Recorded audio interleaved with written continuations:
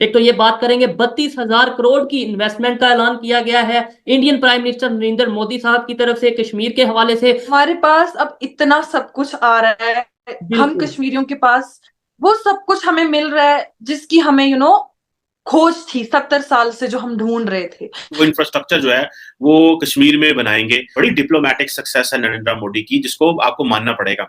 लेकिन क्वेश्चन तो ये आता है कि हमारी हुकूमत क्या कर रही है। ये असल चीज तो ये है। ठीक है जी, पाकिस्तान की सरकार साइलेंट क्यों है।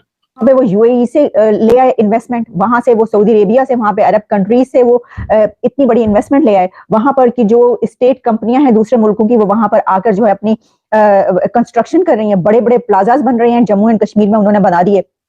मोदी हुकूमत ने कश्मीर का जो डिजाइन किया है वो इस तरीके से किया है कि कोई कुछ कह ही ना सके। एक नारा है, मोदी है तो मुमकिन है। और जब से ये नारा आया है तब से हमने देखा कि डेवलपमेंट की तरफ या हमारा बजट जो है, ये जिस तरीके से भी कश्मीर जो है इस टाइम टॉप चल रहा है। कश्मीर में जो है हर तरीके की डेवलपमेंट जो है हमें देखने को मिल रही है। इससे जारी बात है जम्मू एंड कश्मीर का वो एक और स्टेटस देना चाहते हैं, क्योंकि जम्मू एंड कश्मीर को दुनिया देख रही थी एक ह्यूमैनिटेरियन, लीगल और इसके अंदर भी काफी हाउसिंग प्रोजेक्ट्स करती है। लेकिन क्वेश्चन तो ये बनता है पूछना अपनी सरकार से और अपने लोगों से कि पाकिस्तान की सरकार साइलेंट क्यों है।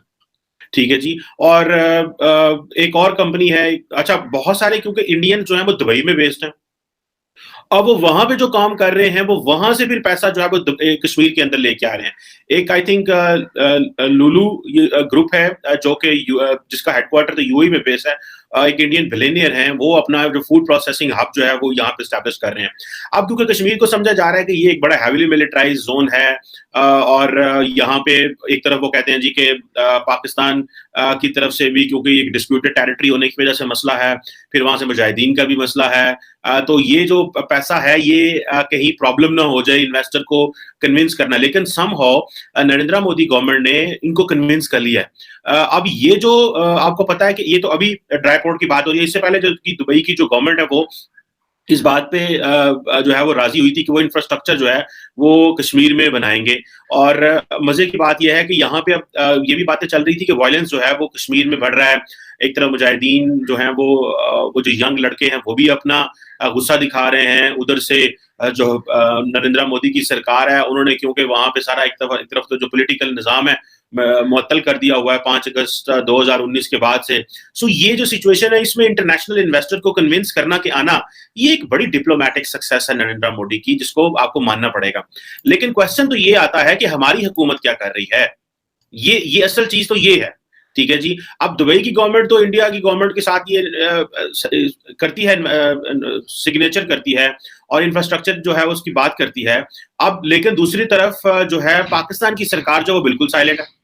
और दूसरा ये है कि अब ये जो इन्वेस्टमेंट होगी जम्मू एंड कश्मीर में, इससे जारी बात है जम्मू एंड कश्मीर का वो एक और स्टेटस देना चाहते हैं, क्योंकि जम्मू एंड कश्मीर को दुनिया देख रही थी एक ह्यूमैनिटेरियन, लीगल और इस तरह के लेंस से देख रही थी, एक डिस्प्यूटेड टेरिटरी देख रही थी।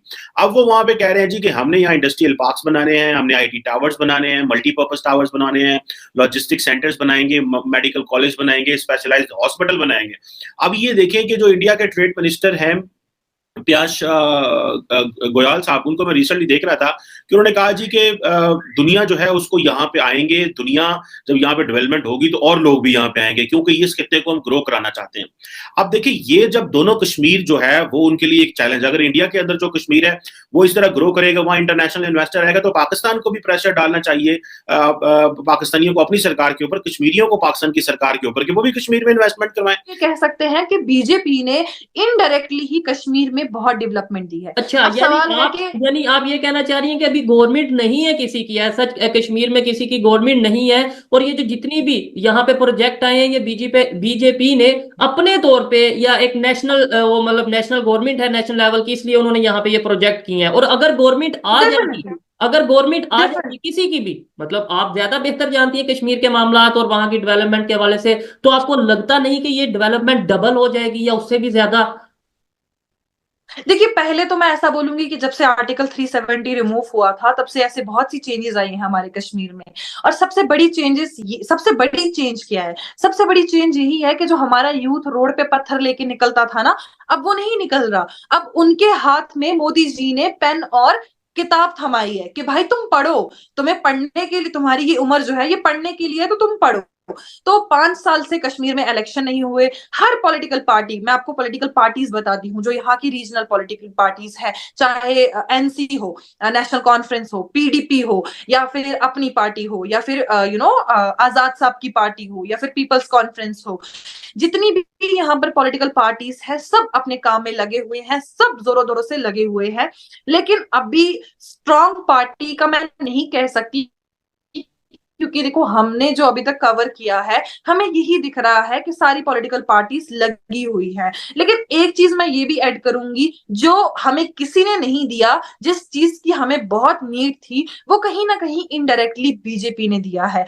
अब यूथ के लिए बीजेपी क्या करेगी, बीजेपी का मैनिफेस्टो क्या रहेगा, क्योंकि अगर प्राइम मिनिस्टर नरेंद्र मोदी जी आएंगे तो कहीं ना कहीं मैनिफेस्टो भी डिस्कस होगा कि कश्मीर में आने वाले दिन जो है कैसे हो गया है। आज जो आम लोग हैं ना, वो बेवकूफ नहीं है, वो अब उन पॉलिटिकल पार्टीज के चक्कर में नहीं पड़ रहे हैं जो उन्हें वो हम कह सकते हैं कि इमोशनली ब्लैकमेल करती थी, अत्याचार करती थी।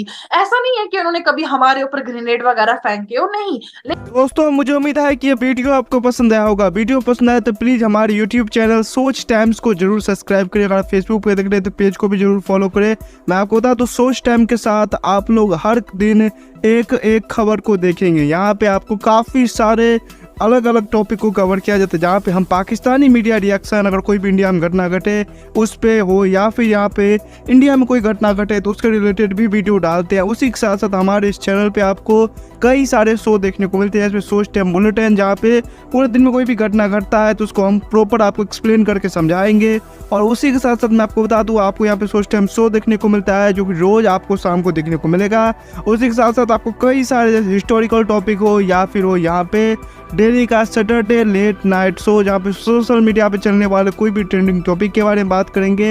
ये काफ़ी ज़्यादा हमारा जो चैनल है वाइब्रेंट होने वाला है, काफ़ी बेहतरीन आपके लिए ऑप्शन होगा। तो हमारे चैनल को एक बार जरूर विजिट करेगा। आप ये वीडियो यहाँ तक देख रहे हैं, एक बार जरूर सोच टाइम को विजिट करें और सब्सक्राइब करें। इस चैनल को आप सब्सक्राइब करने के बाद मेरे हिसाब से और किसी भी चैनल को आपको सब्सक्राइब करने की जरूरत नहीं है, क्योंकि यहाँ पे आपको हर एक टॉपिक के रिलेटेड वीडियो देखने को मिल जाएगा। तो प्लीज़ सोच टाइम्स को जरूर सब्सक्राइब करें।